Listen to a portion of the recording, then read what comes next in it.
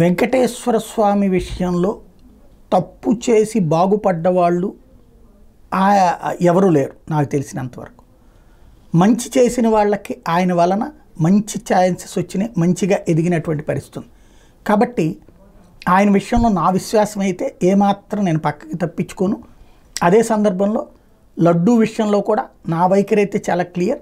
అందులో కల్తీ అంటే కనుక ఒక ఆస్పెక్ట్, కుట్రకి మాత్రమే ఛాన్స్ ఉంటుంది ఆ మూడు కలిపితే. అదేంటి అన్నది తేలుస్తారా లేదా ఇప్పుడు స్పెషల్ ఇన్వెస్టిగేషన్ టీం వేశారు. వీళ్ళకి విధి విధానాలు చెప్పాల్సి ఉంది.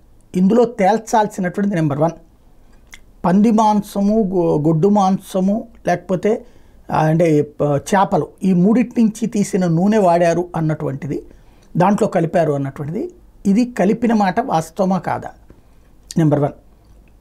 నెంబర్ 2, ఇది ఎప్పటి నుంచి కలుపుతున్నారు. నెంబర్ 3, ఇది కుట్ర లేకపోతే కనుక దాని వెనకాల ఉన్నటువంటి వాళ్ళు ఎవరు, సదరు సంస్థన లేకపోతే మధ్యలో ఎవరైనా చేస్తున్నారా, ఇవి తేల్చాలి. ఇది లడ్డూకి సంబంధించి ఆ ఇంగ్రీడియంట్స్కి సంబంధించిన. రెండవది వచ్చేటప్పటికి ఇన్నాళ్ళు అంటే మొన్న అయితే కనుక నెయ్యి సరఫరా చేసింది ఏది వాడనప్పుడు కల్తీ దాన్ని కలపడానికి అవకాశం లేదు. అది తిప్పి పంపించామని ఆల్రెడీ చెప్తున్నారు కాబట్టి అట్లాంటిది కలిసింది మనం ఎవరం తినలేదు కాబట్టి దానికి ప్రాయశ్చిత్తం చేసుకోవాల్సిన అవసరం లేదు. ప్రాయశ్చిత్తం ఎప్పుడు చేసుకోవాలి, పొరపాటు జరిగితే చేయాలి. తెలిసి చేసినా తెలియక చేసినా ప్రాయశ్చిత్తం.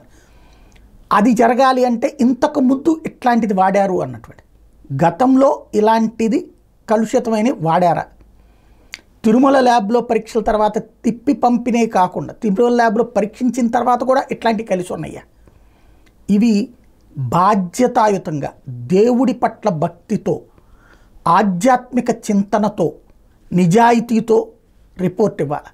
ఎందుకంటే లడ్డూలో కలగలిసిపోయింది అని ప్రతి ఒక్క వ్యక్తి మదన పడుతున్నాడు. ఇంతకాలం కలిసిందా, కలిస్తే అట్లాంటి వాళ్ళని తీసుకెళ్ళి బొక్కలో తొయ్యండి, కలవకపోతే కలవలేదని చెప్పండి, ఇది ఇప్పుడు వచ్చిన ట్యాంకర్లోనే జరిగిందని చెప్పండి. లేదు అంటే కనుక మానసికంగా నలిగిపోతున్నటువంటి హిందువు యొక్క ఆవేదన అన్నది పెరుగుతుంది.